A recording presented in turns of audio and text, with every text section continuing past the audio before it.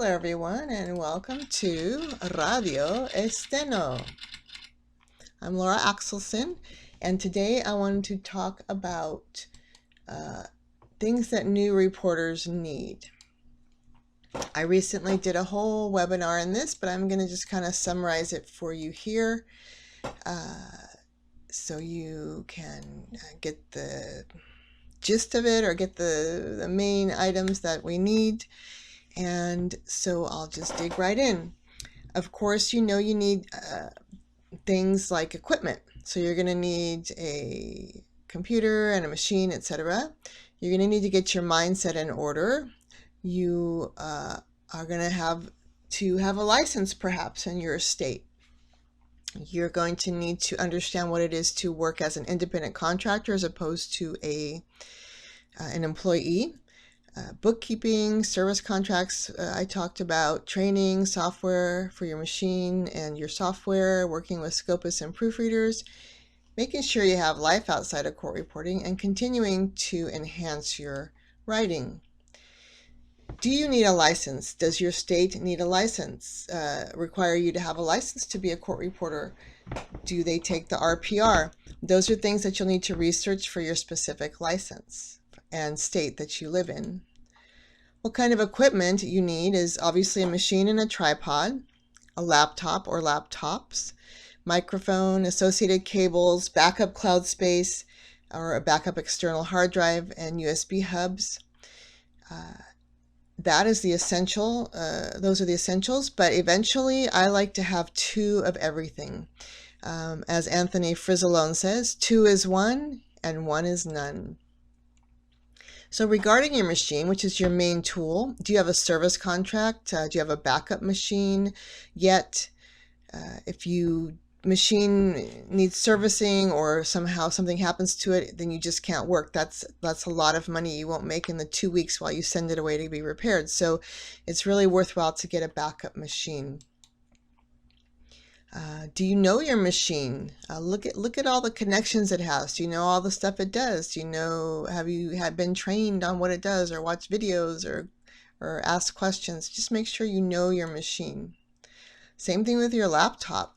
If you're gonna buy a new laptop for this, that's great. But if not, take the one you have to get scanned, a deep scan, to be serviced. Also, you want to clean it up so it'll be your backup laptop someday. Do you have software training? Have you gotten really familiar with your software? Whatever software you are using, be super familiar with it so that you can produce transcripts really quickly. You need to know how to make an ASCII file, make a PDF. Are your time codes on or off? Is your formatting right? Are your caption and your appearance insert pages in order? Do you have all the blurbs that you need? Then there's the microphones. Now you can get a microphone set up for doing Zoom depots, but you also will need them for on-site. Backups, again, backing up things is so important, especially your dictionary. You do not want to lose your dictionary. You need to back up your jobs that you're working on. I use Dropbox and Carbonite, but there's a lot of others. You can just search for them and see which is the best cloud backup. I also have an external hard drive I use. You'll need some business cards and exhibit stickers if you're going to go on site. Let's talk about service contracts. People always complain about the expensiveness of service contracts. I think they're invaluable. For my software, it ends up being about $700 a year, but I am paying for them to always be there and to always get the latest update. Let's talk about your mindset. Are you thinking the what if game? Are you playing that what if game? The best way not to have jitters is to be prepared. So shadow a lot and practice setting up and breaking down your equipment a lot. Practice if there's a problem, what you're going to do. Practice all of that, and you will be prepared and not so jittery.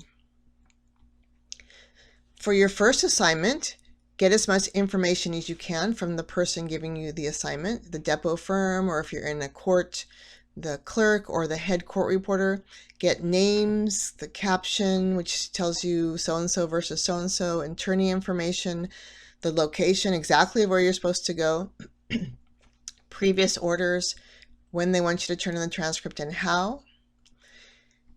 Then after you're done with your assignment, you need to keep track of it in your bookkeeping. You need to produce an invoice and then keep track of it somewhere, maybe on an Excel spreadsheet, so that you make sure you get paid.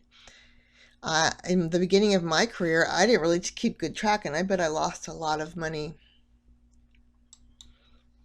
Be organized. Have a Excel spreadsheet maybe where you write the date, the firm, the witness, when it's due, when it was turned in, and if it was paid.